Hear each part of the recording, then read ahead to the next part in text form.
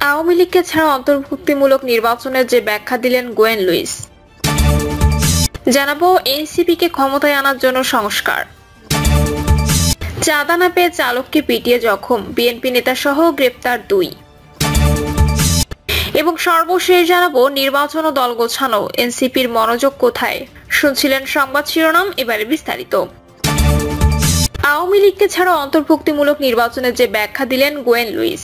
নানা অপকর্মের অভিযোগে এবং বিভিন্ন মহলের দাবির মুখে আওয়ামী লীগের রাজনীতি নিষিদ্ধ করেছে অন্তর্বর্তী সরকার। দলটির নেতাদের বিচার কাজ শেষ না হওয়া পর্যন্ত এই নিষেধাজ্ঞা বহাল থাকবে। এমন পরিস্থিতিতে প্রশ্ন ওঠে, বাংলাদেশের অন্যতম রাজনৈতিক দল আওয়ামী লীগকে ছাড়া নির্বাচন পুরোপুরি অন্তর্ভুক্তিমূলক হবে কিনা। এ নিয়ে কথা বলেছেন ঢাকা জাতিসংঘের আবাসিক সমন্বয়ক গোয়েন লুইস। আওয়ামী লীগকে নিষিদ্ধ করার বিষয়ে এক প্রশ্নের জবাবে প্রথমে গোয়েন লুইস বলেন, এই প্রশ্ন সরকারকে করতে হবে। আমি আওয়ামী লীগ বা বিএনপির রাজনৈতিক অবস্থা নিয়ে কোনো কিছু বলছি না। আমি বোঝাতে চাইছি যে জাতিসংঘ কোনো রাজনৈতিক সম্পৃক্ত নয়। এরপর তিনি বলেন, জাতিসংঘের অন্তর্ভুক্তিমূলক দৃষ্টিভঙ্গির মানে হলো প্রতিটি বাংলাদেশী নিজের কণ্ঠস্বর থাকা। জাতিসংঘ অন্তর্ভুক্তিমূলক বলতে মনে করে রাজনৈতিক দলের নয়, বরং সমাজের প্রতিটি স্তরের মানুষ যেন ভোট দিতে পারেন। নারী, নৃজাতি গোষ্ঠী, বিভিন্ন ধর্মের মানুষ যেন ভোট দিতে পারেন। এই বিষয়টিকে আমরা অন্তর্ভুক্তিমূলক নির্বাচন বলছি। গোয়েন লুইস বলেন, তবে আমি মনে করি পরিস্থিতিও দেখতে হবে। দেশের অবস্থা দেখে সরকার সিদ্ধান্ত নিয়েছে। এটা রাজনৈতিক সিদ্ধান্ত এবং সরকারের সিদ্ধান্ত। এনসিপিকে ক্ষমতায় আনার জন্য সংস্কার। অন্তর্বর্তী সরকারের উদ্দেশ্যে বাংলাদেশ জাতীয় পার্টির চেয়ারম্যান আন্তালিব রহমান পার্থ বলেছেন, নির্বাচনের ডেট দিয়ে দিন সবকিছু লাইনের মধ্যে চলে আসবে। নির্বাচনের সব সমাধান হয়তো না, তবে জনগণকে ক্ষমতায়নের জন্য নির্বাচন এটি সবচেয়ে বড় সংস্কার। এখন যে সংস্কার চলছে সেটা কিসের সংস্কার?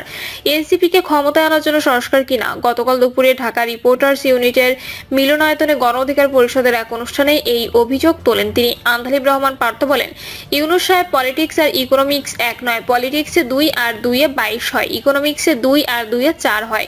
উপদেষ্টা পরিষদে কোনো রাজনীতিবিদ নেই, মানুষ উপদেষ্টাদের চেনে না। ডিসেম্বর নির্বাচনের কথা প্রধান উপদেষ্টাই প্রথম বলেছেন, তার ওয়াদা রাখার আহ্বান জানাচ্ছি। তিনি বলেন, বর্তমানে যেহেতু সংসদ নেই, আপনার ক্ষমতার উৎস আমরা রাজনীতিবিদরা, সুশীল সমাজ, ব্যবসায়ীরা। আজকে আপনি যে সংস্কারের কথা বলেছেন, সাধারণ মানুষের কি সংস্কারের একটা প্রস্তাব আসছে? আজকে 2 লাখ মানুষ চাকরি হারিয়েছে বাংলাদেশে, তার সংস্কারে তো কোনো কথা বলেননি। আজকে ব্যবসায়ীরা হাহাকার, এনবিআর দিয়ে এবং বিভিন্ন সংস্কার দিয়ে তাদের শেষ করে ফেলাচ্ছে। গার্মেন্টস বন্ধ হয়ে যাচ্ছে, তাদের কথা বলার কোনো জায়গা নেই। চাঁদা না পেয়ে চালককে পিটিয়ে জখম, বিএনপি নেতা সহ গ্রেপ্তার 2।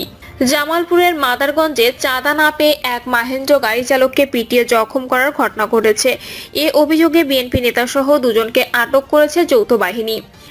মাদারগঞ্জ মডেল থানার মামলা ভুক্তভোগী মাহেন্দ্র চালক রাঙ্গামিয়া বাদী হয়ে মামলা দায়ের করেন। মামলার পর আটককৃতদের গ্রেপ্তার দেখিয়ে আদালত সোপর্দ করা হয়।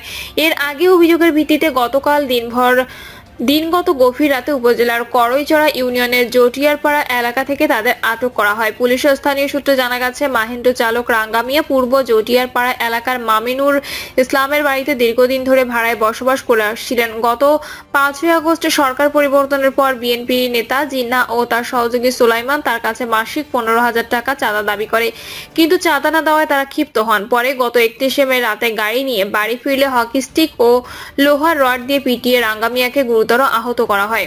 এ সময় স্থানীয়রা আহত রাঙ্গামিয়াকে উদ্ধার করে মাদারগঞ্জ উপজেলা স্বাস্থ্য কমপ্লেক্সে নিয়ে গেলে কর্তব্যরত চিকিৎসক তাকে জামালপুর জেনারেল হাসপাতালে পাঠায়। ঘটনায় রাঙ্গামিয়া মাদারগঞ্জ সেনাবাহিনীর অস্থায়ী ক্যাম্পে একটি লিখিত অভিযোগ করেন। অভিযোগের পর দিনগত রাত 2টার দিকে সেনাবাহিনীর সদস্যরা জটিয়ারপাড়া এলাকায় অভিযান চালিয়ে তাদের আটক করে মাদারগঞ্জ মডেল থানা পুলিশের কাছে সোপর্দ করে। এ সময় গ্রেপ্তারকৃতদের কাছ থেকে মাদক সেবনের সরঞ্জাম, গ্যাস লাইট ও 2টি স্টিলের লাঠি উদ্ধার করা হয়। মাদারগঞ্জ মডেল থানার ভারপ্রাপ্ত কর্মকর্তা মোহাম্মদ হাসান আল মাহমুদ বলেন, চাঁদাবাজির অভিযোগ 2 জনকে সেনাবাহিনী আটক করে পুলিশে সোপর্দ করেছে। তাদের বিরুদ্ধে ভুক্তভোগী রাঙ্গামিয়া বাদী হয়ে একটি মামলা দায়ের করেছে। বিকেলে তাদের আদালতে প্রেরণ করা হয়েছে। নির্বাচন ও দল গোছানো, এনসিপির মনোযোগ কোথায়? নতুন রাজনৈতিক দল জাতীয় নাগরিক পার্টি গঠিত হয়েছে বেশি দিন হয়নি, এখনো দলটি ঠিকঠাক গুছিয়ে উঠেছে তাও বলা যাচ্ছে না। এরই মধ্যে তাদের নিতে হচ্ছে জাতীয় নির্বাচনের প্রস্তুতি।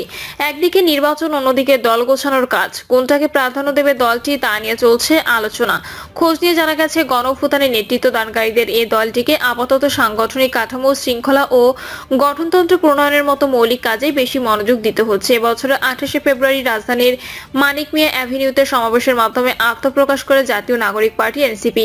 সেদিন দলটির একটি আংশিক কমিটি ঘোষণা করা হয় এবং পরে 217 সদস্যের আহ্বায়ক কমিটি অনুমোদন দেওয়া হয়। এরপর থেকে সাংগঠনিক কার্যক্রমের পাশাপাশি দলটির নেতারা বিভিন্ন রাজনৈতিক ইস্যুতে আলাদাভাবে সক্রিয় হন। রাজনৈতিক দল হিসেবে আত্মপ্রকাশের পর থেকে অবশ্য নানা কারণে আলোচনা সমালোচনার মধ্যে আছে এনসিপি।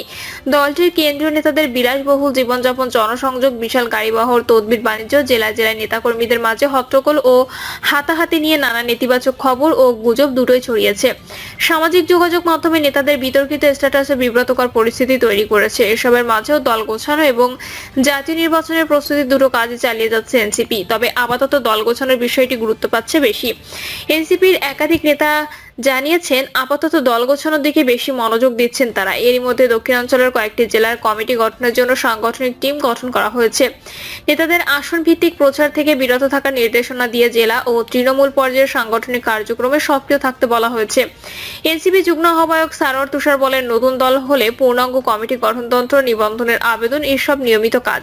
এগুলো একদিনে হয় না। আমরা এসব নিশ্চিত করছি। এগুলোর মাধ্যমে নির্বাচনের প্রস্তুতি নেওয়া হচ্ছে। এটা একই কাজে দুই দিক। আমরা দল গোছানোর দিকে বেশি ফোকাস দিচ্ছি। কাউকে বলা হয়নি আপনি কোন আসনে নির্বাচন করবেন, বরং সবাইকে জেলাভিত্তিক সাংগঠনিক কাজ করার নির্দেশনা দেওয়া হয়েছে। জানা গেছে, দল গঠনের পর থেকে এখনো পর্যন্ত 4টি সাধারণ সভা করেছে এনসিপি। এসব সভায় দলের বিভিন্ন সমস্যা নিয়ে বিস্তারিত আলোচনা হয়েছে। কোন কোন বিষয় এনসিপিকে বিব্রতকর পরিস্থিতিতে ফেলেছে এবং কারা এর জন্য দায়ী সে সম্পর্কে খোলামেলা আলোচনা হয়েছে। সভাগুলোতে কোন নেতা কিভাবে বড় শোডাউন করে প্রচারণা চালাচ্ছেন, কারা তদবির বাণিজ্যে জড়িত, এসব বিষয় উঠে এসেছে। কিছু নেতাকে সতর্ক করা হয়েছে, আবার কাউকে সাময়িক অব্যাহতি দিয়ে কারণ দর্শানোর নোটিশ দেওয়া হয়েছে। এনসিপির একাধিক নেতা বলেন, দলের যে কোনো সদস্যকে গুরুত্ব দিয়ে সাধারণ সভা এজেন্ডা হিসেবে উপস্থাপন করা হয়। সাম্প্রতিক 4টি সভায় অনেক ছোটখাটো বিষয়ে আলোচনা হয়েছে। দলের নাম ভাঙিয়ে কেউ যদি অপকর্মে জড়ায় তার বিরুদ্ধে ব্যবস্থা নেওয়া হচ্ছে। জাতীয় নাগরিক পার্টির কেন্দ্রীয় যুগ্ম সদস্য সচিব এস.এম. সুজাউদ্দিন বলেন, বর্তমানে বাংলাদেশের সবচেয়ে গুরুত্বপূর্ণ বিষয় হলো সংস্কার এবং আওয়ামী লীগের বিচার। এটি আমাদের প্রধান এজেন্ডা। আমরা চাই সারা দেশের প্রতিটি মানুষ, বিশেষ করে যারা জুলাই সংগ্রামে অংশ নিয়েছেন, তারা আমাদের সঙ্গে যুক্ত হন। তিনি বলেন, বাংলাদেশের অসংখ্য মানুষের রাজনীতিতে আগ্রহ রয়েছে। নির্বাচন বাংলাদেশের মানুষের গণতান্ত্রিক অধিকার। সেই অধিকার প্রাপ্তির ক্ষেত্র যদি তৈরি হয়, নির্বাচনের মাঠে যেন লেভেল প্লেইং নিশ্চিত হয়, সেদিকেও আমরা খুব কাছ থেকে নজর রাখছি।